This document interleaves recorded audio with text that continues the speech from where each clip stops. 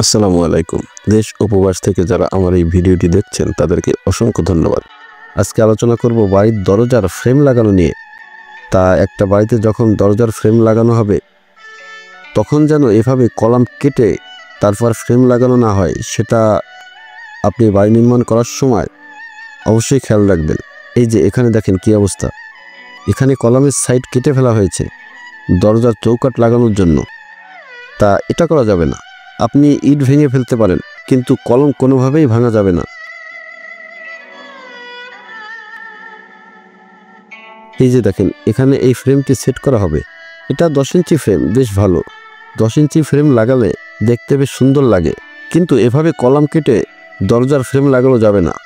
একটা RCC building দাঁড়িয়ে থাকে হচ্ছে কলামের উপর। তা সেই কলামে যদি আপনি কেটে ফেলেন তাহলে তো বিল্ডিংটা দুর্বল হয়ে গেল। এজন্য কোনোভাবেই কলাম কাটা যাবে না। তারপর আবার এই কলমটা দেখেন, এই কলমটার অবস্থা তো আরও খারাপ। এই কলমটা 2 সাইড থেকে কাটা হয়েছে দরজার চৌকাঠ লাগানোর জন্য। তা তা এটা কোনোভাবেই করা যাবে না। এটা একটা বিল্ডিংয়ের জন্য মারাত্মক ক্ষতি।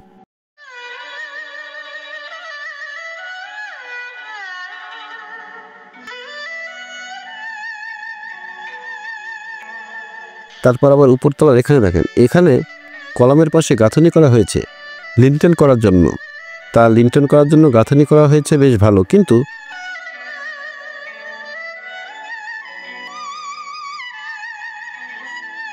এখানে দেখেন, এখানে গাঁথনি না করে ফ্রেম লাগানো হয়েছে, মানে এখানে কলম ভেঙে তারপর চৌকাঠ লাগানো হয়েছে। প্লাস্টার করা হয়ে গেছে, এই জন্য দেখানো যাচ্ছে না।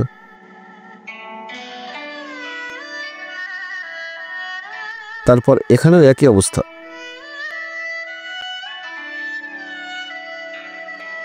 তা একটা বিল্ডিংয়ের আপনি ইট কেটে ফেলতে পারেন, তাতে কোনো সমস্যা নাই, কিন্তু কোনো অবস্থাতেই কলাম কেটে চৌকাঠ লাগানো যাবে না, সেটা আপনাকে খেয়াল রাখতে হবে।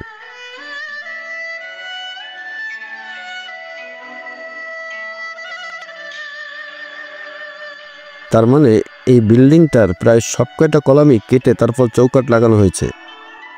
এজন্য এই চৌকাঠ লাগানোর সময় আপনারা কলামের পাশে এভাবে গাঁথনি করে তারপর চৌকাঠ লাগাবেন।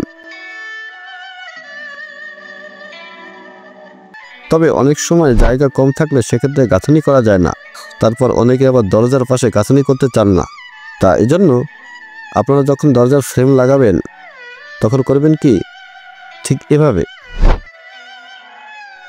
ইউ ক্লাম লাগিয়ে ফ্রেম সেট করবেন। এই ক্লামগুলো আপনি বাজারে কিনতে পাবেন বা আপনি ফ্ল্যাট বার দিয়েও বানাতে পারবেন। তা এই ক্লামগুলো বানিয়ে তারপর এভাবে কলামের 2 সাইডে এসএস লোহামের আটকে দিতে হবে, বা ড্রিল করে ফুটা করে তারপর স্ক্রুপ লাগিয়ে দিবেন। তাহলে আর কলাম ভাঙতে হবে না। বা আপনি চাইলে রড ভরে দিয়ে তারপর ঝালাইও করে দিতে পারেন, তাহলেও আর কলাম ভাঙতে হবে না। তারপর আবার আপনি চাইলে ঠিক এভাবেও ফ্রেম লাগাতে পারেন। এই যে এভাবে ফ্রেমের মাঝখানে ড্রিল করে ফুটা করে তারপর রড বা রয়্যাল বোল্ট দিয়ে আটকে দিয়ে তারপর ফ্রেম লাগাতে পারেন। এতে করেও কলম ভাঙতে হবে না।